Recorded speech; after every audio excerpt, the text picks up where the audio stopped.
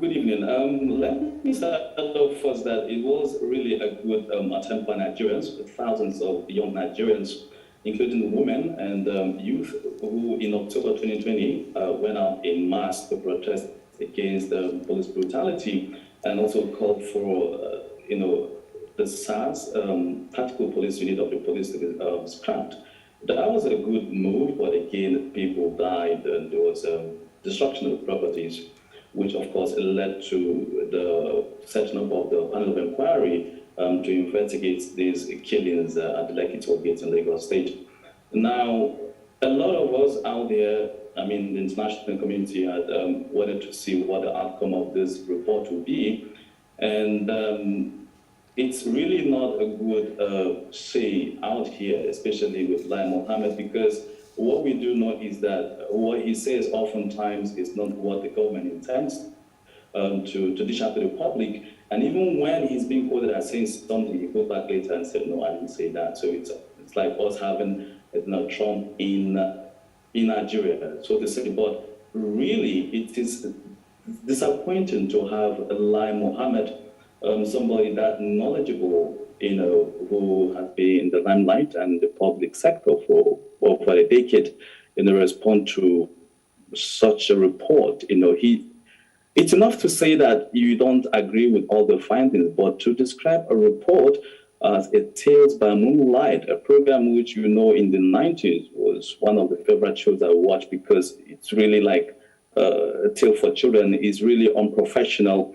And if this is anything to go by, I want to believe that Lai Mohammed wasn't speaking on his capacity as the Minister of Information of the Federal Republic of Nigeria, but really speaking for the entire government and including Muhammadu Buhari himself. And I would want to conclude by saying that this is an attempt by the government to throw a blanket on this report in a way to say, we are not interested. And if at all there's a push for the recommendations to be implemented, we will not go ahead with that. Because he said it. Nothing is going to change their mind on that. So a minister should not speak to people like that, because Nigeria is already tensed. We have issues of insecurity coming up from almost all the regions or zones of Nigeria for his resignation.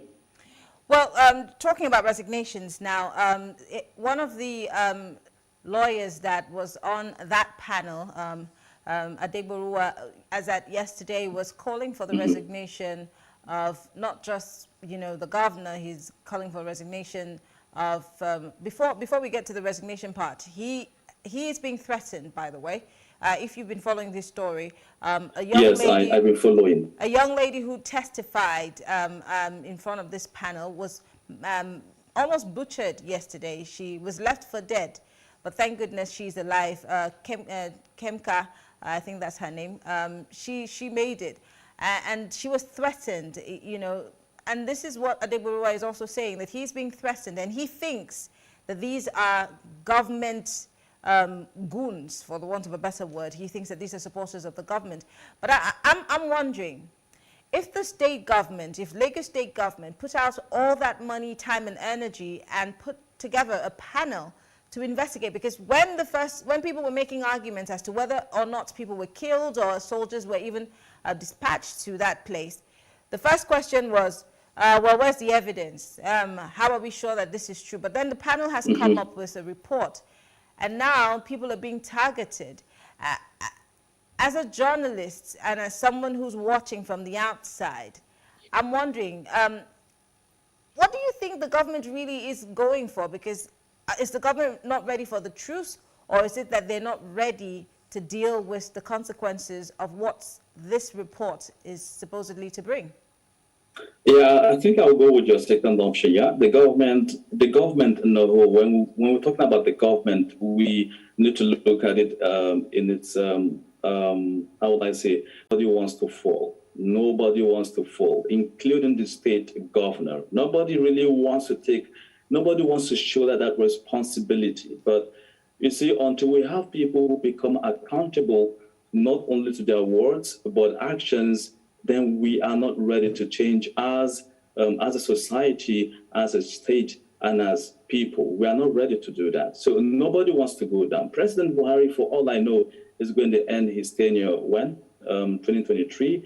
So he's not thinking much about what the outcome might be. But among the ministers, we have some of them who, for now, as we know, have intentions of becoming governors, but are not talking about it yet. They're waiting for the right time to declare or make public their intentions. You have honorable members, you have senators, who, for I know, have long-term political ambition, say in the next 20 years.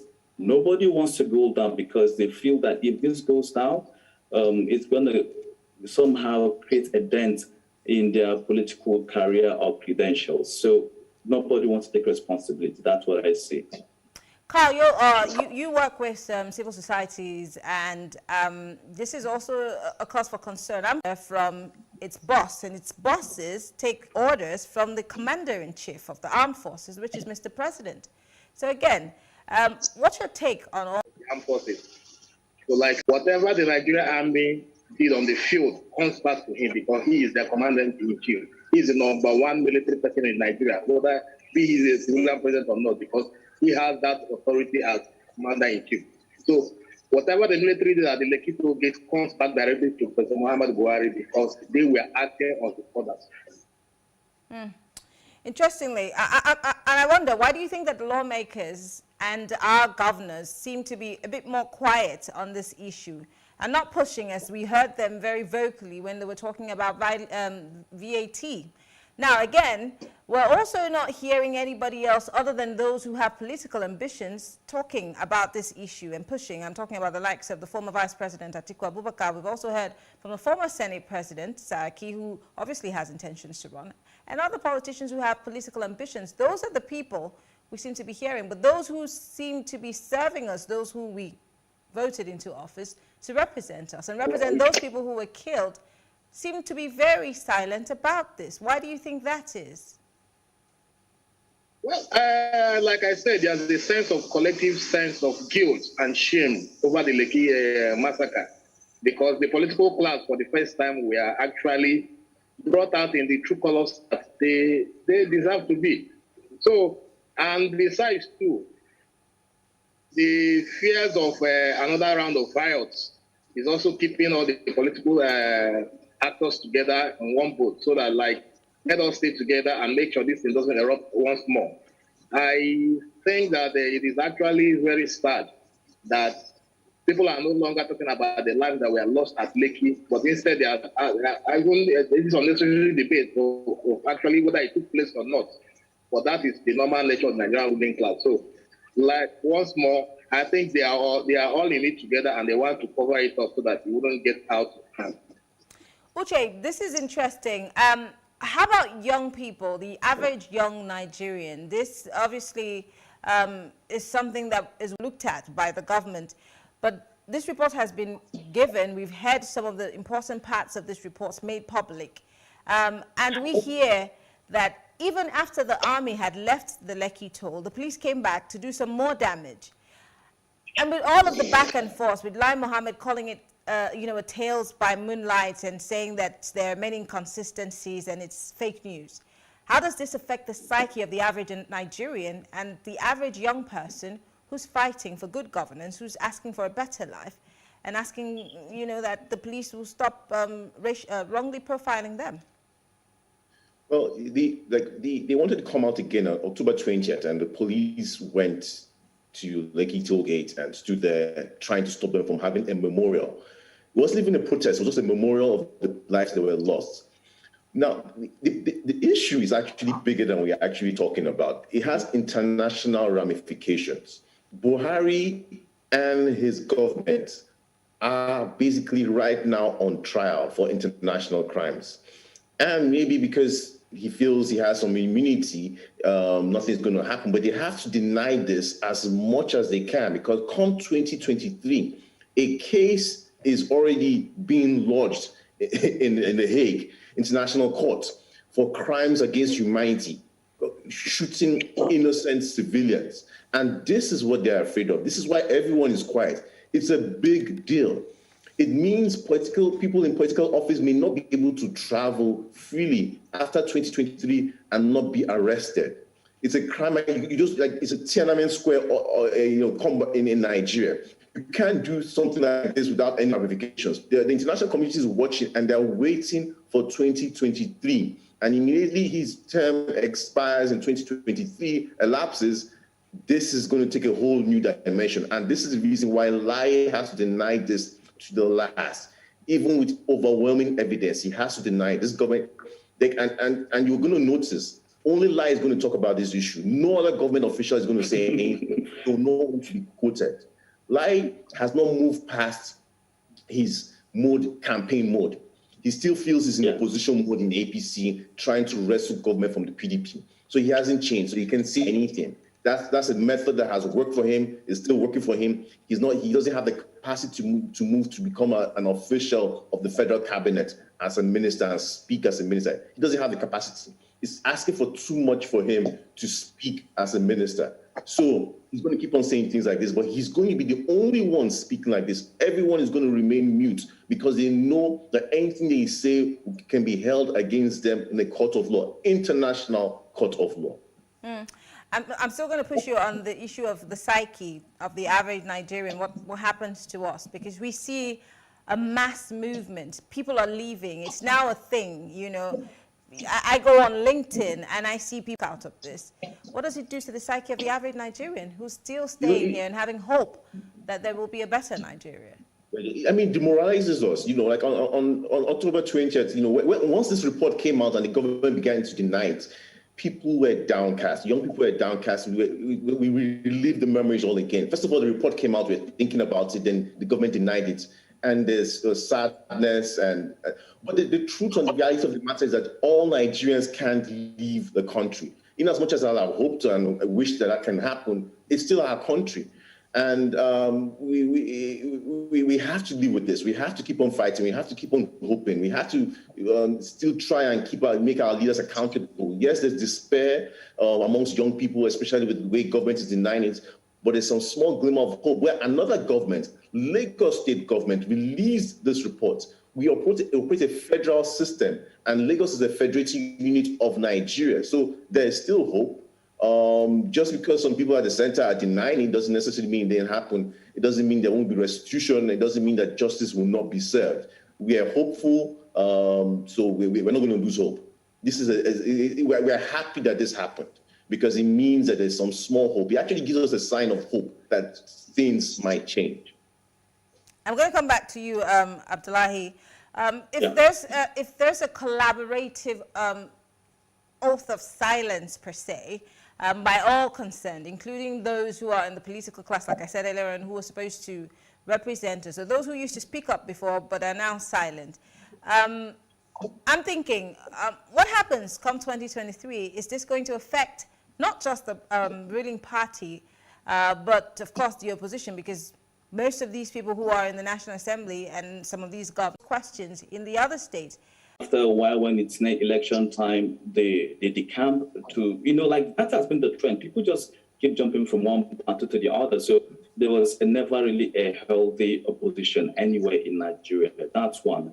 Two, you would understand clearly, like the states where people were killed, including police officers, you have Ekiti, you have Oshun, maybe and parts of the north, for instance. They are all APC states. So for me, people are still not practicing democracy as it should be practiced. So it's more about the party, the interest of the party, and who we owe our allegiance to, as opposed to what benefits the society, and of course, putting national interest first to keep, occupy sensitive positions.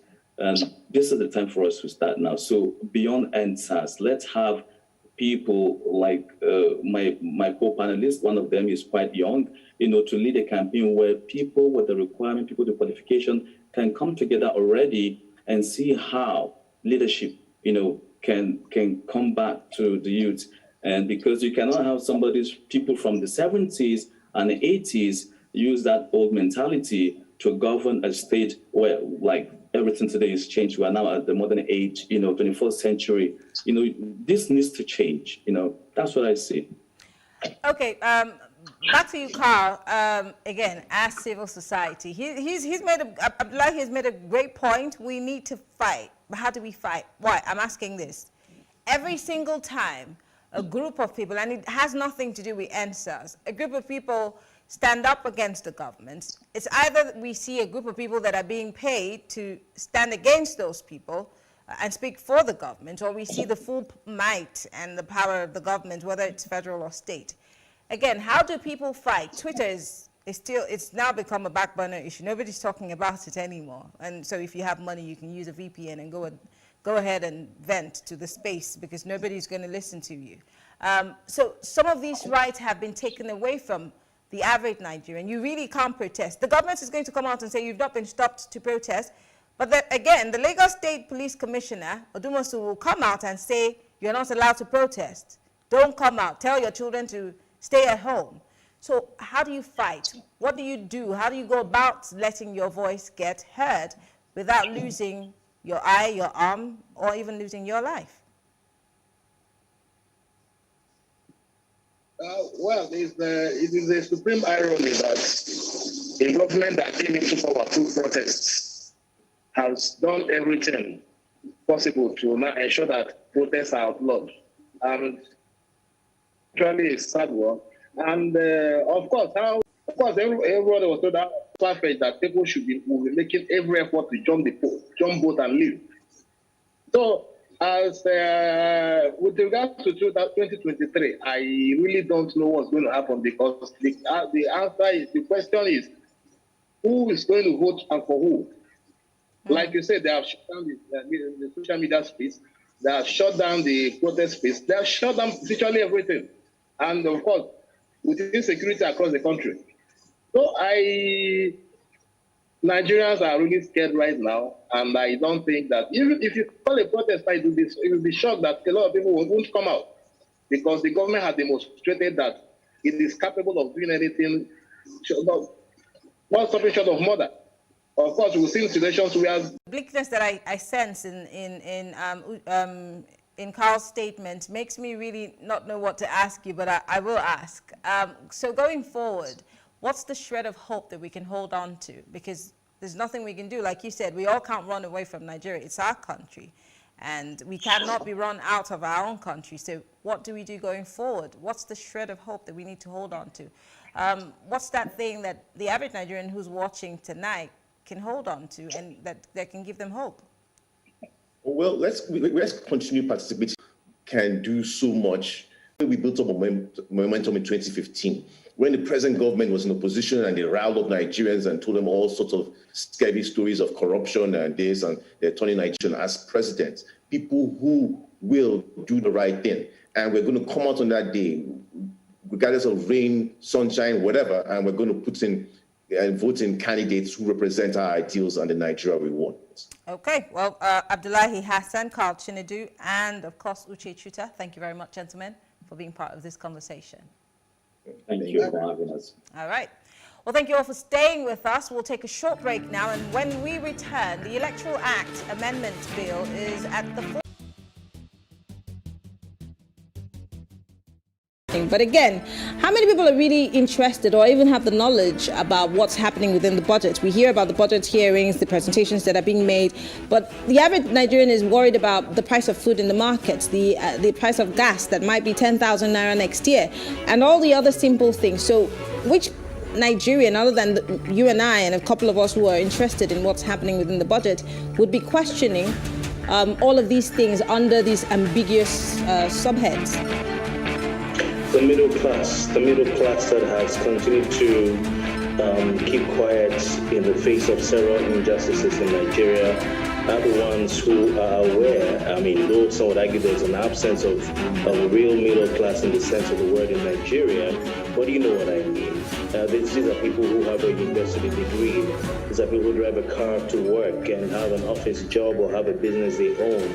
These are people who pay for their monthly subscriptions and different things like data. These people know what this means. And these are the people like you and I who should be speaking out about things like this. I mean, for a country that has consistently run a budget deficit since 2016 or 2015, Marianne, they say you should not spend what you don't have, live within your means. Nigeria right now is like a man who is borrowing to fund a lab. It's forever changing position, so you might.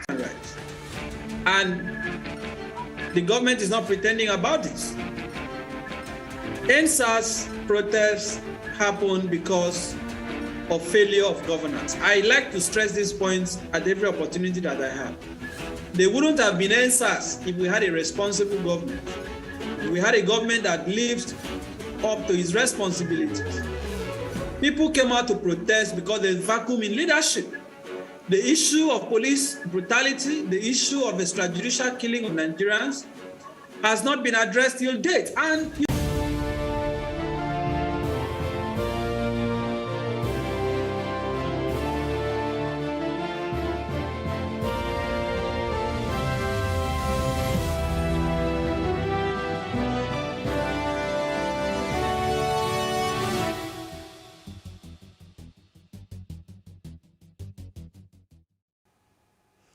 It's still Plus Politics. Now we talk about the Electoral Act Amendment Bill. The Inter-Party Advisory Council in Lagos State has called on President Muhammadu Buhari to... Joining us to discuss this is the I.P.A.C National Chairman, Dr. Leonard Nzenwa, and legal practitioner Tunji Abdulhamid. Thank you very much, gentlemen, for joining us. Great. Good evening.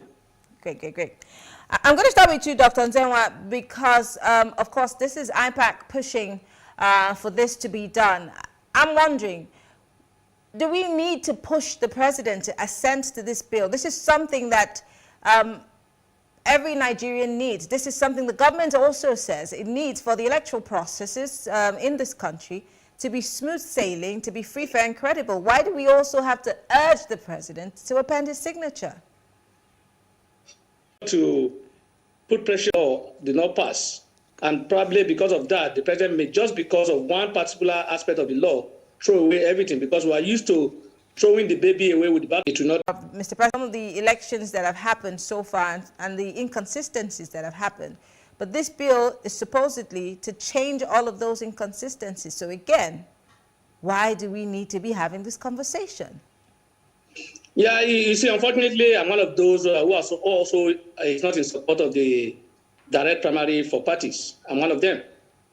I am not. I believe it's good for us. I believe it's the best for us.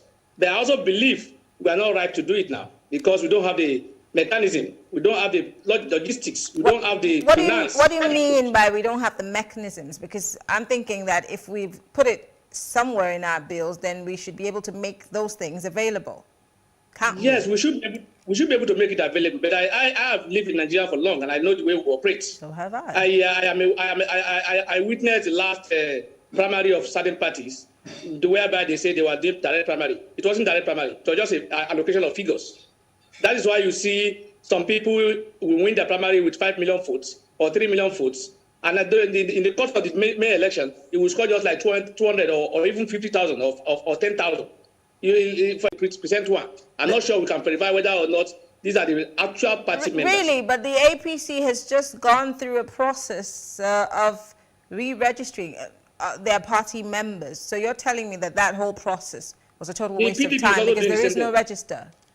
No, I'm not saying they can have register. They will have register. But when it comes to the election itself, people who are not on the register are the people that will be on the queue. Or sometimes they will not even have any people. They will just allocate figure, and that will be all. And you see, most importantly, again, most of the party. What we are trying to call is to reduce the influence of Baba Sokwe or Godfather. But I tell you, that direct primary will not eradicate it, because if you remember the last primary in Lagos State, Sanwo-Olu and Ambode was direct primary. Ambode at Sanwo-Olu at that time was not popular. People don't know him. Then because that's what the leader of the party are looking for, and that's what they wanted at that time. He was winning the ticket, and he won with millions of votes. At the main election, he won with just 800,000 votes or something like that. So which means those who are voting are not even party members, and it cannot be verified. Secondly, most of the people we have today as party members, they are not financial party. They are not financially committed to the party, and therefore they are under control of certain people who finance the party. So with whatever those people are going to, that's where they go. Okay. And most importantly, again, it is more a task for INEC, because look at it like this. Excuse me. Assuming we have 50 political parties, and they all want to do their primary, because the new law requires that INEC must provide the primaries for it to be valid, which means INEC will have to nominate or their representatives to all the primaries of the parties in all across the states, which means it will be like a mini general election. Whereby INEC will have to have representatives all over across the world. Let's assume APC is doing its own, INEC will do that. PDP is doing its own, INEC will do that. About 50 parties are doing that. So they will be spending close to *3 or *4 of what they have been spending for elections before now. Elections. I totally get where you're coming from. We say we don't have money. That's not even an issue. We can, if it's going to be transparent and it will give results, I will not mind if we spend so much money to get proper people in power.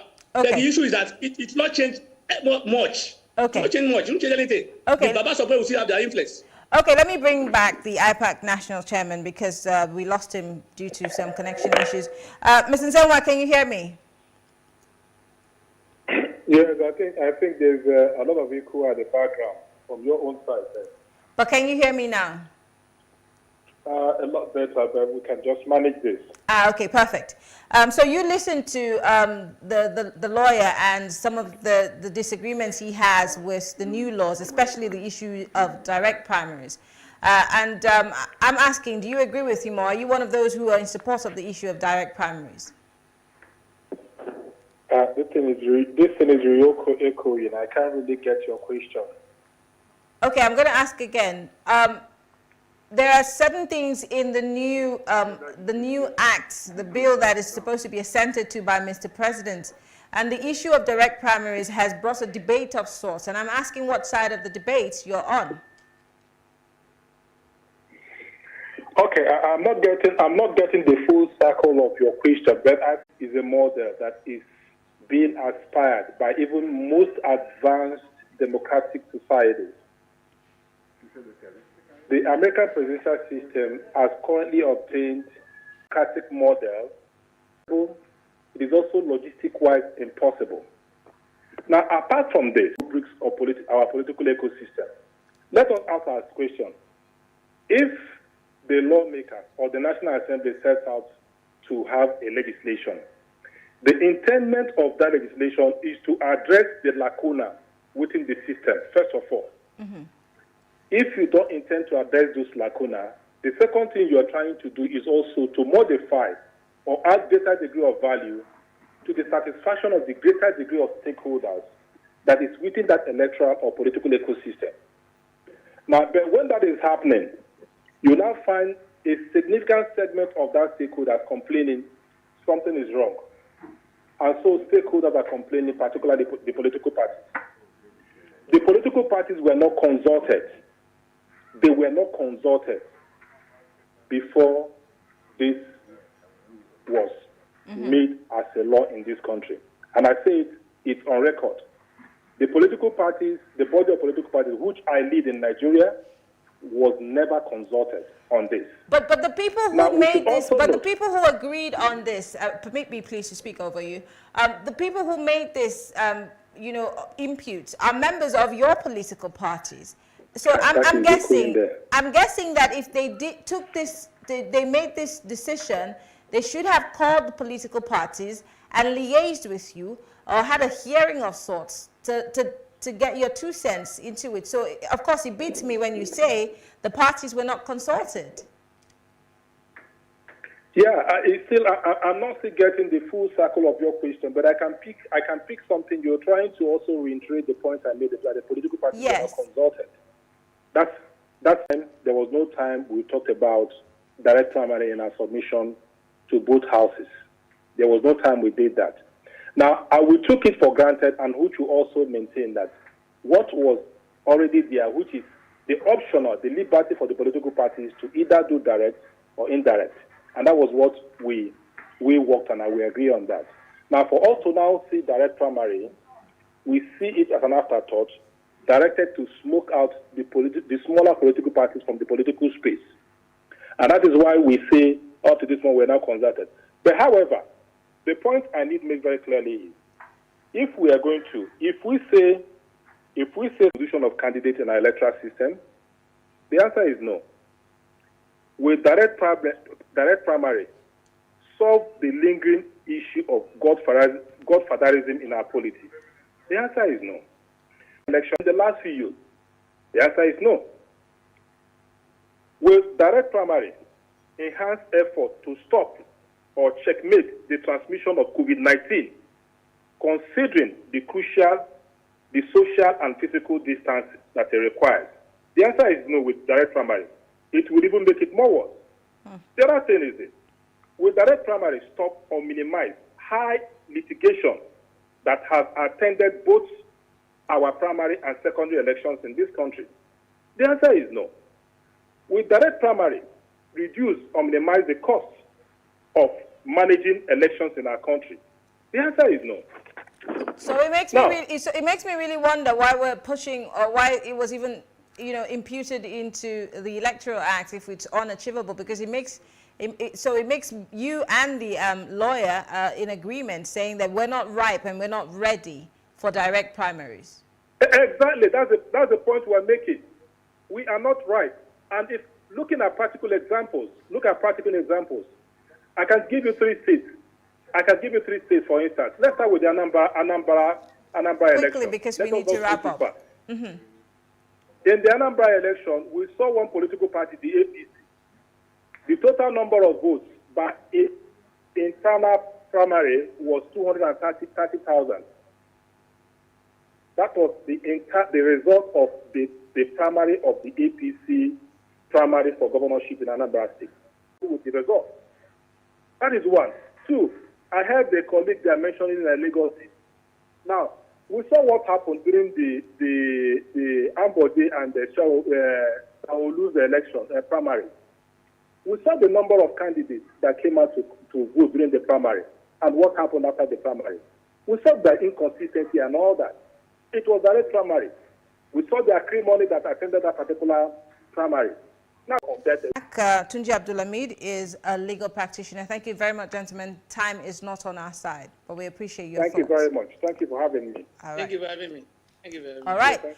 Well, thank you all for staying with us. It's been Plus Politics, but before we go, I would like to give you my take. It's interesting that in 2021, we have been not just bedeviled by COVID-19 and trying to tell people how it's important to get vaccinated to stay safe.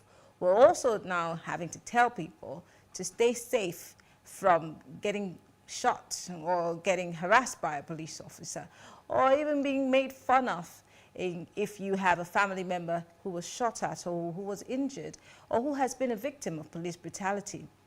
The arm of the law is not necessarily long enough to cover us all. The judiciary that is supposed to be the last hope of the common person is also under attack. The police that is supposed to protect and keep us safe in the country, we're now trying to protect ourselves from them. The government that's going to throw up, is it the same people who will come back with the same stories, making the same promises, only to, one way or the other, enslave us and make us live like those who have no hope? But well, I want to be that person that gives you hope tonight. Don't give up. Keep asking the right questions. Make sure that you don't just get a voter's card. Join a police enslaved in our fatherland. I am Mary Anacole, thanking you for watching.